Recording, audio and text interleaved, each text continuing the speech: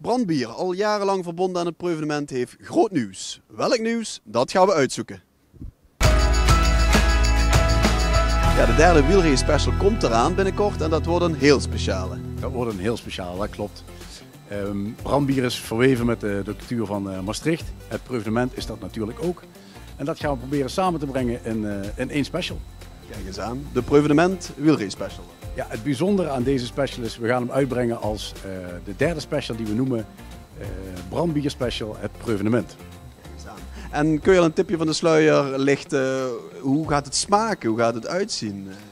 Ja, wat we gaan doen is heel speciaal. Iets unieks wat we gaan doen. We gaan de smaken van het Preuvenement stoppen in het bier. Dat betekent dat het een fris, fruitig, droog, erg lekker biertje wordt. Waar we de perfecte combinatie proberen te maken tussen wijn en bier. Kijk eens aan. En ik neem aan, wordt gelanceerd en drinkbaar op het Preuvenement zelf. Ja, tijdens de Preuvenement gaan we hem lanceren. Hopelijk weer met 700 ambassadeurs die daar het biertje voor de eerste keer gaan proeven. Daarna is hij op Preuvenement verkrijgbaar het hele weekend totdat hij op is. En vervolgens gaan we hem uitbrengen in oktober als wielrace special het Preuvenement. Oké, en dan is hij dus drinkbaar overal? Ja, dat is het mooie. Heel Nederland gaat natuurlijk naar het Preuvenement.